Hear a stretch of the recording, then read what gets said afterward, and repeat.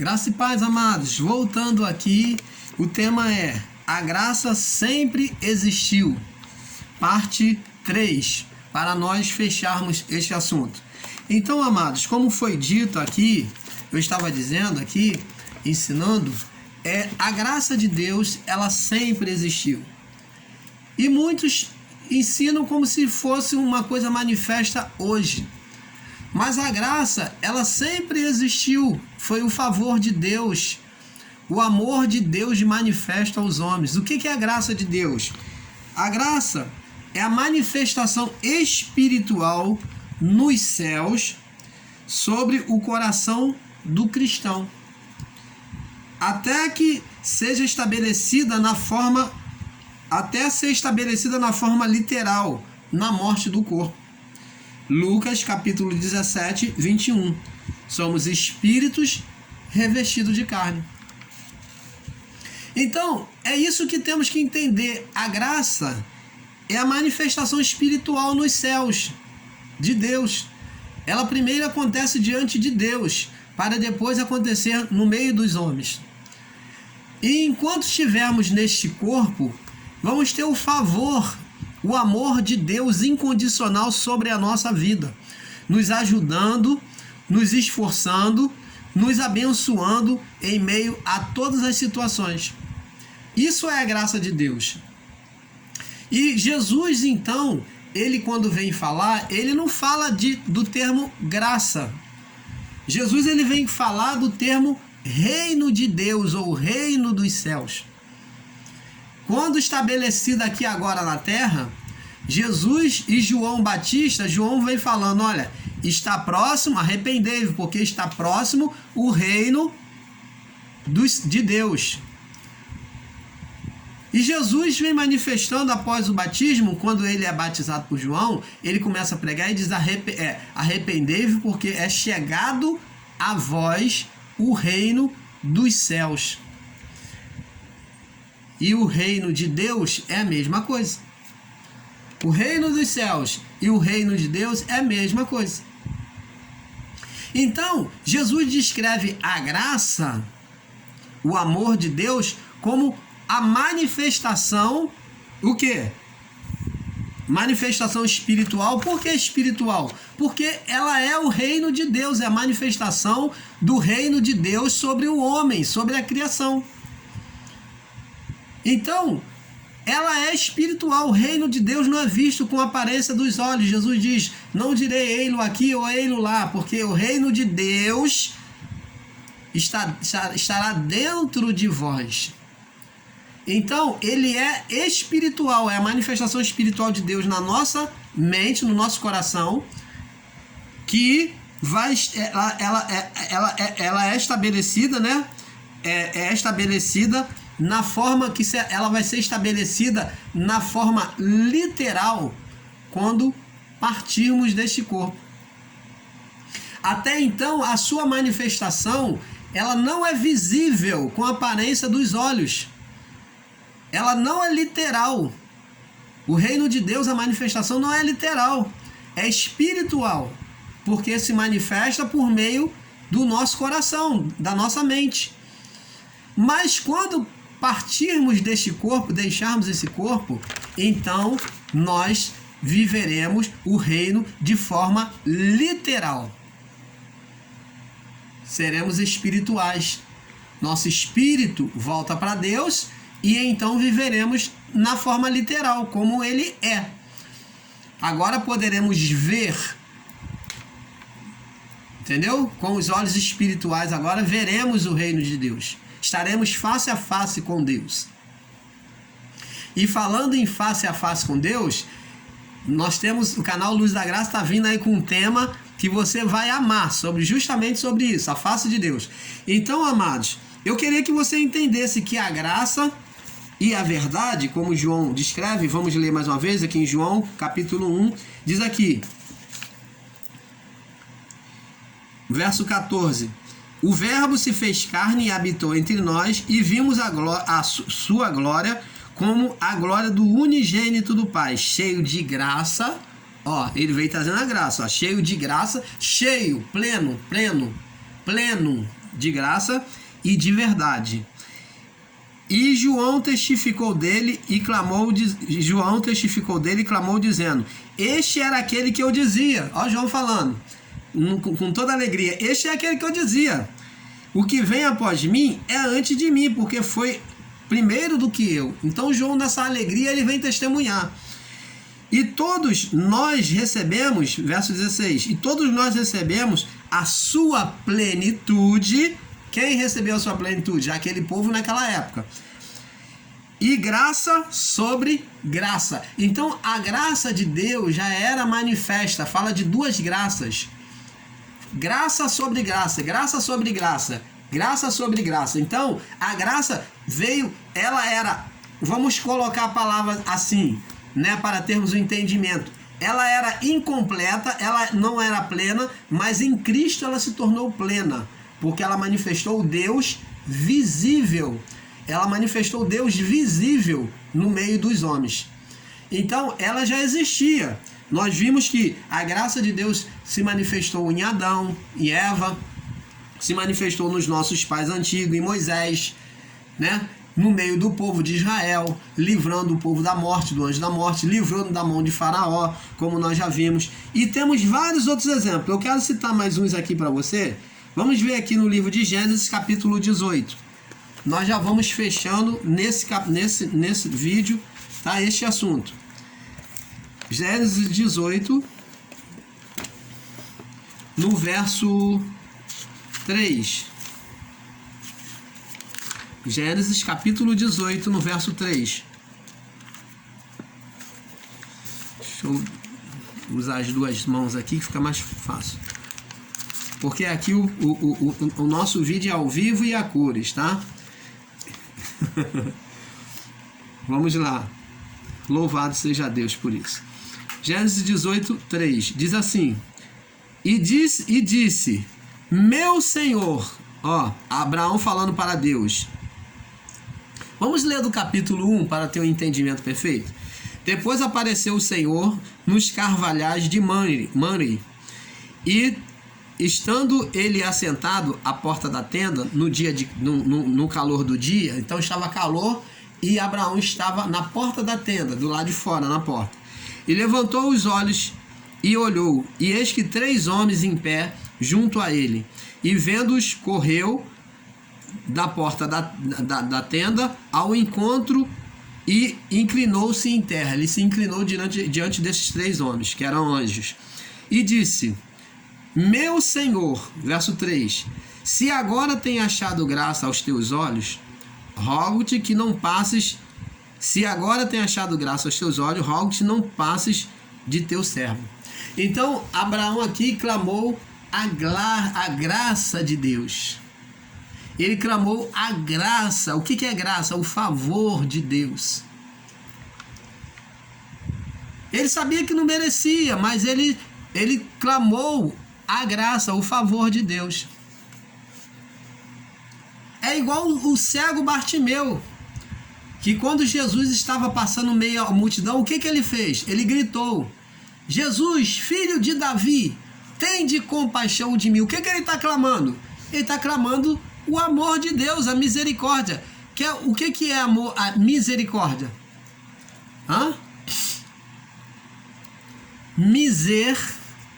Fala de miséria, sofrimento. Córdia, coração. Então é o que? É aplicar o coração sobre o sofrimento alheio. Misericórdia. Aplicar, ter sentimento pelo sofrimento alheio. Ou aplicar o coração ao sofrimento alheio. Misericórdia. Córdia vem de coração. Misericórdia. Quando o cego Bartimeu clamou: Jesus, filho de Davi, tende compaixão, tende misericórdia de mim, ou tende compaixão de mim, ele estava clamando misericórdia. Tende misericórdia. Olha, tende compaixão, tem sentimento pelo meu sofrimento. Jesus então manifestou a graça, o amor dele para com o cego Bartimeu. o cego Bartimeu clamou misericórdia. Filho de Davi, tem de compaixão, tem misericórdia de mim. Misericórdia. Sentimento sobre o sofrimento dos outros. Sofrimento alheio. Então, sobre a miséria alheia. Sofrimento, miséria. Sofrimento, miséria, é a mesma coisa. Misericórdia é aplicar o coração sobre o sofrimento, sobre a miséria alheia. E Jesus teve misericórdia do cego Bartimeu e de muitas pessoas naquela época. Então, em Jesus, aí João diz que ele veio manifestar a graça de Deus. João, ele vem manifestar a graça de Deus. Ó, nós temos aqui exemplo de vários outros homens, eu não vou ficar para não se estender muito. Em Jeremias, capítulo 31, verso 2, também temos homens clamando misericórdia. Temos a manifestação da misericórdia de Deus sobre o povo de Israel. Em Êxodo 11, 3, Daniel 1, 9, Gênesis 18, 3, Gênesis 33, 8, Zacarias 12, 10 e muitas outras referências. Então eu ficaria aqui o dia todo falando sobre essas referências aqui. Então, para não alongar, se você desejar procurar, né, na sua casa, no seu recinto, então você pode procurar essas referências e você vai ver que a misericórdia de Deus, o amor de Deus, a graça de Deus, que isso tudo é graça de Deus, sempre existiu. Não é uma coisa nova que chegou, que Paulo veio anunciando, que Jesus deu especialmente a Paulo, não. Em Paulo, ele manifestou após a sua subida aos céus. Ele manifestou o entendimento deste amor, desta graça. Você está entendendo, amado? Eu não posso também estar aqui ensinando e levando você à idolatria e colocando Paulo como o homem, ou talvez como filho do homem. Não, não posso. A Cristo, a Deus toda a honra e toda a glória, ao Cristo ressuscitado. Então não posso jamais, por exemplo, existem ensinadores em graça que ensinam que a palavra diz aqui, ó, a palavra diz aqui que a ninguém devemos, Hebreus 2, 6 ao 9, que a ninguém devemos conhecer segundo a carne, e até mesmo Cristo. E eles pegam essa palavra, ensinadores em graça, pegam essa palavra, vamos ler, para não ficar nas minhas palavras. Hebreus, e nós vamos estar fechando. Hebreus 2,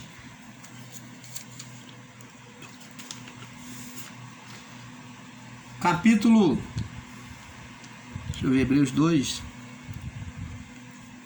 aliás, 1 Coríntios, deixa eu ver se é a primeira, 2 Coríntios, 2 Coríntios, vamos ver aqui, 2 Coríntios, no capítulo 5, no verso 16, isso, aqui, 2 Coríntios, capítulo 5, verso 16. Então, muitos ensinadores em graça desprezam a figura de Jesus, porque, me perdoe a expressão, não estou aqui para lutar contra ninguém, mas a verdade tem que ser ensinada como ela é. E eu acho que é muito equívoco desses ensinadores em graça que estão ensinando, desprezando a autoridade de Jesus.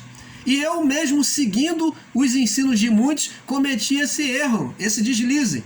E eu venho aqui ratificar o meu erro, corrigir o meu erro, pelos ensinos e uma visão errada que essas pessoas equivocadas ensinaram, dizendo que você não deve considerar Jesus segundo a carne. Preste atenção, diz aqui, vamos ler, olha só a interpretação errônea que estão fazendo do texto, presta atenção. Diz aqui, 2 Coríntios 5,16, assim, daqui por diante, a ninguém conhecemos segundo a carne, e ainda também que tenhamos conhecido Cristo segundo a carne, contudo, agora já não o conhecemos deste modo.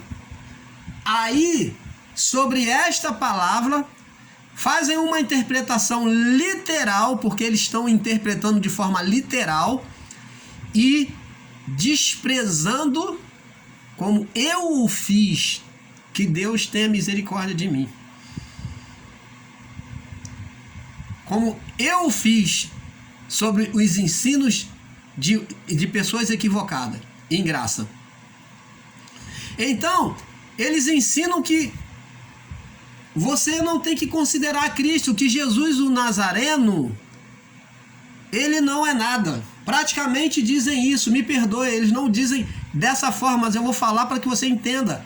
Eles desprezam o Jesus Nazareno, o Jesus antes da crucificação, o Jesus antes da glorificação, de ter ressuscitado, o Jesus não glorificado. Eles desprezam o Jesus não glorificado como se fosse um trapo e não como filho de Deus. Esse Jesus Nazareno, meu irmão, meu amado, tenha respeito. Como eu também desrespeitei nos ensinos, nessa visão errada que muitos de vocês ensinaram, e eu segui nesses ensinos errados. Mas Deus me abriu os olhos. Esse Jesus, ele é o mesmo, só que agora ele é glorificado. Porque esse Jesus é o Deus encarnado. É o mesmo Deus que se manifestou no deserto. É o mesmo Deus que criou todas as coisas. Só que ele estava num corpo natural. Mas você vai dizer, mas ele estava no corpo de pecado. Não. O corpo era de pecado na condenação inicial. Mas Jesus não cometeu pecado. O corpo era um corpo de pecado. Por isso que Davi diz: e em pecado me concebeu a minha mãe. Por quê? Ela concebeu em qual pecado? Na natureza humana. Mas Jesus em nada pecou. Ele foi perfeito. Aonde, preste atenção, amados, vocês ensinadores em graça, fique atento, fique alerta, porque se estamos falando de um Deus, temos que falar corretamente. Aonde é que Jesus, ele é tomado como a expressão de pecado? Eu pergunto a você do sistema, e principalmente você, ensinador na graça, você que está em graça, aonde é que Jesus é colocado como expressão de pecado na sua vida? Somente lá na cruz. Ele, no deserto, representou, advogou por nós diante de Deus e dos anjos. Ele fez a representação.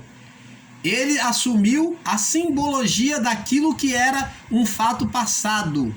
Ele se colocou como aquele animal, o bode Azazel, no deserto, após o batismo.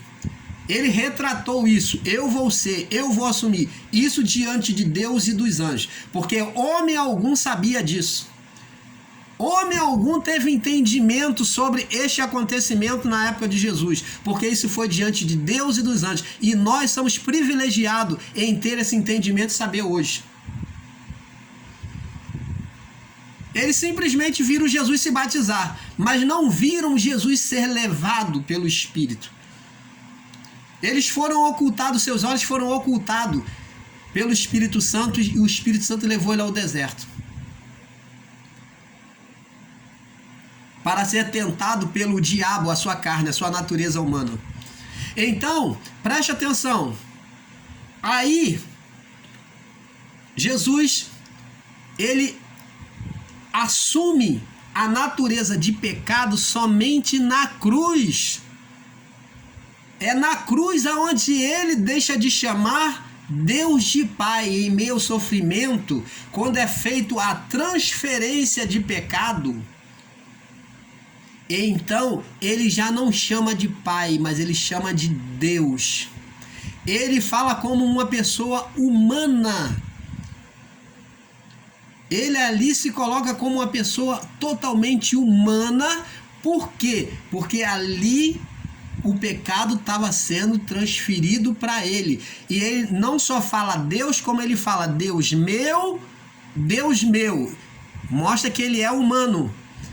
E ele diz a palavra, porque me desamparaste. Aonde é que Deus vira os olhos contra o pecado? Contra o ser humano, quando ele está com o pecado. Por isso que Deus ele vira as costas, ele vira os olhos da pessoa que vivia sobre uma vida de pecado, de condenação. Por isso que naquele momento ele se viu sem pai, mas ele buscou um Deus e queria saber por que Deus o havia desamparado. Porque essa é a condição de quem está no pecado, se vê desprezado de Deus, se vê sempre condenado. Você lembra de Adão, que quando Deus procurou ele se escondeu, se viu condenado? Jesus também, como Adão, se viu condenado. Por que me desamparaste? Então, ali naquele momento, Jesus, ali, a sua natureza humana estava condenável. Ele ali estava condenável. Ali foi feita a transferência de pecado. Mas o restante da vida de Jesus foi tudo um curso de uma vida humana perfeita, observando a lei, sacrificando nos sacrifícios da lei, buscando saber a vontade do Pai, lendo as Escrituras no templo. Jesus viveu o curso normal da vida humana e ele também, com a vida humana, exerceu a vida divina, que é a manifestação da graça sobre os homens, curando, pregando, ensinando a verdade, curando, libertando, fazendo sinais e maravilhas, cuidando do povo como Deus cuidou no deserto. Então, tudo aquilo que aconteceu no deserto, ele fez também no seu ministério, trazendo a provisão para o povo, abençoando famílias, ele participando, interagindo, participando do casamento, trazendo a felicidade, mostrando que a plenitude de Deus sobre, a graça de Deus sobre a união, sobre o casamento. Então, temos que entender, nós não podemos pegar no sentido literal e ensinar no sentido literal. Dizer aqui, ó, porque assim, daqui por diante, ninguém conhecemos segundo a carne. Mas ainda que tenhamos conhecido segundo a carne, ainda que tenhamos conhecido Cristo segundo a carne, contudo, agora já não o conhecemos deste modo. O que Paulo está falando aqui? Paulo está falando que Jesus, que nós temos que olhar, que nós somos espírito. E que Jesus, ele é espírito agora. Que ele está nos céus, ele estava nos céus. E que nós não devemos agora ficar olhando a carne, o homem. Mas sabemos que dentro deste corpo, sabemos que somos pessoas espirituais. É isso que Paulo estava dizendo. Que tínhamos que ver Cristo de forma espiritual.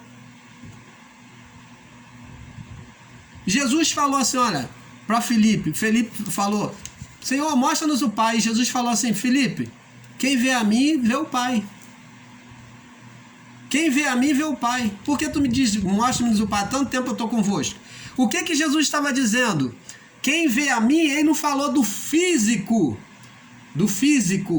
mas ele falou do que estava dentro do corpo, do espiritual. Ele falou do espiritual, da natureza divina que estava nele, do Deus que estava nele, naquele corpo. Quem vê a mim, vê o Pai. Ele não falou da forma externa, do físico, mas ele falou do espírito, do que estava dentro. E o que Paulo está dizendo é isso, que agora não devemos olhar ninguém segundo a carne, e até mesmo a Cristo. Por exemplo, existem pessoas que diz que tem um lençol que enxugou o sofrimento de Jesus carregando a cruz, que deu lágrimas de sangue e enxugou a face de Jesus, e idolatram a face de Jesus como se aquilo dali fosse fazer milagre. Porque você pode pintar Jesus de qualquer face, meu amigo. Jesus você pode pintar de qualquer face, porque ele não é nenhuma delas e é todas ao mesmo tempo. Se você pintar Jesus de olhos azuis, ele é de olhos azuis. Se você pintar de olhos verdes, ele é de olhos verdes. Se você pintar ele negro, ele é negro. Se pintar ele de cabelo duro, ele é de cabelo duro. Porque Jesus é essa imagem que nós temos de sermos diferentes, é a imagem de Deus. Ele é tudo em todos. Então é todas essas imagens e que é uma só. Por isso temos imagens diferentes no corpo, mas no espírito somos completamente contrários. O que Paulo quis dizer é isso, que não devemos olhar com aparência física. Ele não estava desprezando, dizendo que você não deve considerar o evangelho do Jesus Nazareno, porque Jesus Nazareno era o Deus encarnado. Ele curou, ele multiplicou, ele é que trouxe a manifestação da graça. Se você despreza isso, você está desprezando também a graça de Deus. Ele não seria levado à glória se não fosse o sacrificado, se não fosse o Nazareno. Como que você pode, nos ensinos em graça, desprezar o Jesus Nazareno? Temos que ter respeito para com a imagem do Jesus Nazareno, sim, porque é Deus encarnado. Se eu desprezo Deus encarnado, como que eu vou reconhecer o Deus glorificado? É um ligado ao outro. Assim como não existe o corpo sem o espírito. Não existe o corpo sem o espírito. Como que você quer separar? Quem é que concedeu autoridade a quem quer que seja de separar e julgar as formas de Deus? De julgar o menor, o maior. Porque Paulo diz lá, porque que ele foi menor que os anjos, mas menor em quê? Menor na estatura física. Foi feito menor que os anjos no corpo. Mas na glória, ele sempre foi o unigênito do Pai. Ele sempre esteve lá. Ele foi menor no corpo, na estatura, porque estava preso a um corpo humano. E o corpo humano é menor do que a estatura dos anjos. O corpo humano é limitado. Mas o corpo dos anjos são maiores. Até porque são corpos celestiais. Corpos glorificados. Jesus não estava no corpo glorificado, ele foi menor por causa disso. Mas não devemos desconsiderar o Filho de Deus. Não devemos desprezar o Filho de Deus. Porque se desprezarmos o Filho de Deus, desprezamos também o glorificado. Se desprezarmos o Nazareno, o da cruz, desprezamos o glorificado. Porque não é o glorificado sem o crucificado. Então, eles são o mesmo. Só que um em estado físico e o outro em estado espiritual. Então, amados, que possamos compreender isso. A graça de Deus sempre existiu. Não é novidade dizer que Paulo trouxe a graça. Paulo simplesmente manifestou a graça na forma espiritual, descrita por Cristo. Por Jesus glorificado, que é o mesmo Jesus crucificado. Você está entendendo, amado? São as mesmas pessoas, só que uma diferença é que um está glorificado e o outro, humanamente falando, crucificado. Não é um maior que o outro, porque aqui o crucificado, ele tem glória. Ele foi glorificado aqui embaixo, primeiro para ser glorificado nos céus. Porque o crucificado aqui embaixo foi glorificado primeiro, aqui embaixo, para ser glorificado nos céus. Então que possamos entender essas coisas. E fica aqui meu forte abraço a todos vocês, que a paz de Deus, que excede todo o coração e entendimento, entre na sua vida, na sua família, que você possa ter prazer nas leis de Deus, em conhecer. Não desista, não desanime, busque o Pai por meio das suas palavras. Que Deus conceda paz a todos vocês. E nós ficamos com esse assunto por aqui. E vem coisa boa por aí, tá? Vem coisas boas por aí. Um pouco aqui, um pouco ali. Paz.